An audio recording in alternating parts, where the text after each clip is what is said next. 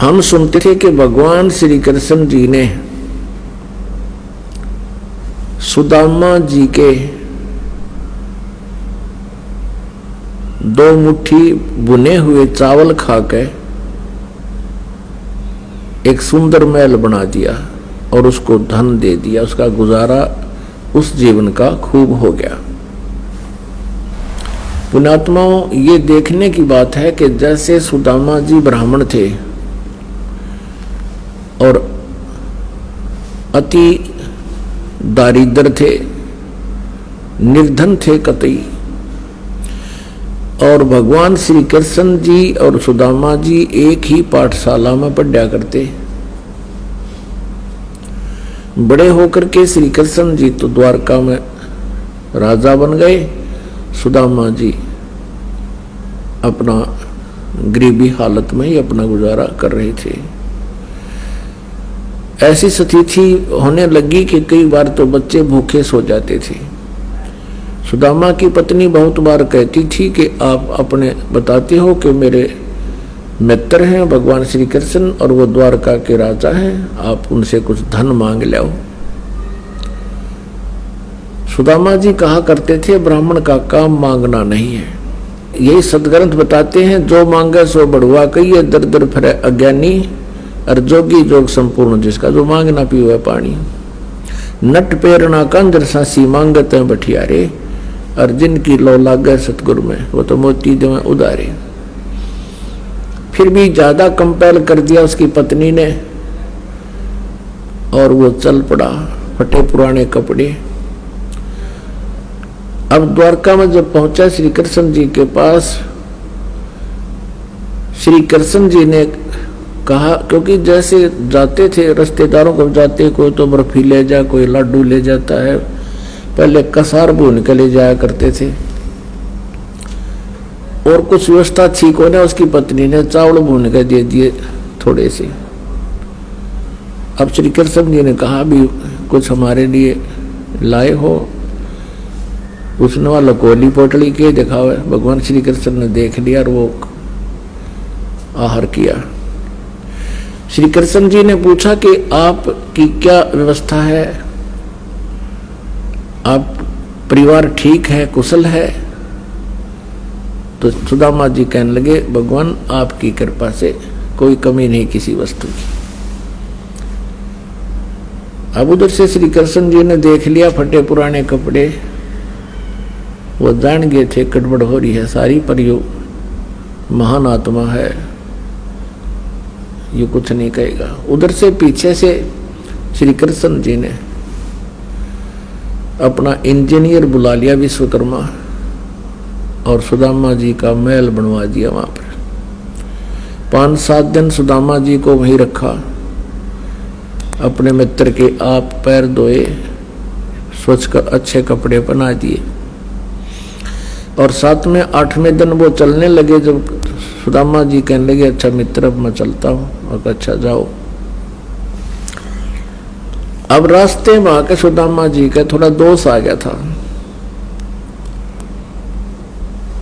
कि वह देख लिया मित्र, मेरी स्थिति को वो नहीं देख सका, मेरी क्या हालत हो रही है, और मेरे से पूछा है और कुशल है, क्या उसको नहीं दिखाई दे था? यानी इतना सा दोष आया था, क्योंकि ये मन बड़ा उस्ताद है। इतने में क्या हुआ कि वो नए कपड़े पहन रहा था, रास्ते में लुटेरों ने सोचा कोई सेठ है, उसके वो कपड़े भी तार लिए, कति एक लंगोटी में छोड़ दिया। इस चल पड़ा वहां तो लंगोटी में, और फिर कोसरा श्री कृष्ण जी ने देखा मित्र, और मेरे तो पूछा नहीं और कुशल है? मेरी कुशल तो वह सामने दिखाई थी उसने। अब कहने का भाव ये है कि ज्यादा विस्तार ना करें। तो वहां जाकर देखा तो अपनी झोंपड़ी के स्थान पर महल को देखकर आश्चर्यचकित रहा। और इसी आधार से हमने श्री कृष्ण जी को भगवान मान लिया। पुण्यात्माओं, इतना सहयोग तो एक मंत्री दे दे अपने मित्र ने, अब कलयुग के मंत्री सहयोग दे सकते। एक बढ़िया सेक्टर में प्लॉट अलॉट कर दें और मकान बनवा दें, कोई बड़ी बात नहीं। इससे क्या मोक्ष हो गया, इससे क्या जन्म मृत्यु का पीछा छूट गया। अब इसी के तुलनात्मक बताते हैं कि सर नमस्कार। नमस्कार सर क्या नाम है आपका? बलवीर सिंह है। बलवीर जी कहाँ से आए हो आप? सर मैं रायसी नगर से, श्री गंगानगर जिले के। सर संत रामपाल जी महाराज जी से जुड़ने से पहले क्या भक्ति साधना करते थे आप? सर जो मेरे यहाँ परिवार में जैसे आम जो भक्तियाँ होती है, हनुमान जी की, शिव जी की, श्री कृष्ण जी की, माता जी की, ये सबसे पहले चलती थी भक्तियाँ। सर ये जो पूजाएं आप करते थे, क्या उनको करने से कोई विशेष लाभ भी मिलता था? बिल्कुल इनसे कोई लाभ नहीं मिलता था। जो भी करता था वो सही नहीं होता था। कोई भी काम करता था तो मेरा सही नहीं होता था। तो संत रामपाल जी महाराज जी के बारे में कैसे पता चला आपको? सर मैं एक बार टीवी देख रहा था। मैं हमेशा ही आध्यात्मिक चैनल ज़्यादा देखता था। एक बार जैसे टीवी पर चैनल बदलते बदलते संत रामपाल जी महाराज जी का चैनल है ये आ गया, और देखा तो इनके अंदर ये कुछ शास्त्रों के साथ पढ़ के कुछ बता रहे थे, तो मेरे का कुछ ये बहुत अच्छा लगा। उसके बाद में मैंने इनका पूरा ज्ञान सुना और फिर मैंने पुस्तक मंगाई। पुस्तक के माध्यम से फिर मेरे को पूरा ज्ञान हुआ। फिर मैंने बरवाड़ा जाकर संत रामपाल जी महाराज का नाम दीक्षा ली। उसके बाद में मेरे को काफ़ी सारे लाभ हुए। सर आप संत रामपाल जी महाराज जी से जुड़े, उसके बाद आपको क्या क्या लाभ मिले? उसके बाद जुड़ने के बाद लाभ मेरे, सबसे पहले तो एक मानसिक जो परेशानी थी, दिमागी टेंशन ज़्यादा रहती थी, मेरे काम का बर्डन ज़्यादा रहता था, परिवार के अंदर कलेश रहता था, और मेरे शरीर के अंदर का बैक पेन वगैरह, दर्द वगैरह, लीवर वगैरह, ये समस्याएं बहुत ज़्यादा थी, जो संत रामपाल जी महाराज का नाम दीक्षा लेने के बाद में वो ख़त्म हुई। सर 10 साल आप राधा स्वामी पंथ में रहे हो, उसके बाद आपने संत रामपाल जी महाराज जी से नाम दीक्षा ली। आपको दोनों संतों में क्या अंतर नजर आता है? सर जो भी ये विद रामपाल जी महाराज जो ज्ञान बताते हैं वो विद प्रूफ है। उसके अंदर जैसे अपने कोई ज़मीन या कागज़ प्लाट जैसे भी लेते हैं कोई भी, तो उसके अंदर अपने रजिस्ट्री पट्टा वगैरह देखते हैं। इसी प्रकार से जब इनका ज्ञान देखा तो इसमें प्रमाणित पाया गया कि वास्तव में भक्ति ये प्रमाणित भक्ति और सही भक्ति है। क्या सर राधा स्वामी पंथ में कोई प्रमाणित भक्ति नहीं बताई जाती? नहीं सर, उसमें मेरे को कुछ लाभ नहीं हुआ। कोई प्रमाणित भक्ति नहीं थी उसके अंदर, सिर्फ वो देख देख के और एक दूसरे गाते रहते थे, तो उससे कोई ज़्यादा लाभ नहीं था। सर जो भी श्रद्धालु संत रामपाल जी महाराज जी से नाम दीक्षा लेता है उनका नशा छूट जाता है, तो सर इसके बारे में आपका क्या अनुभव है? बिल्कुल सर, मैं पहले जर्दा लगाता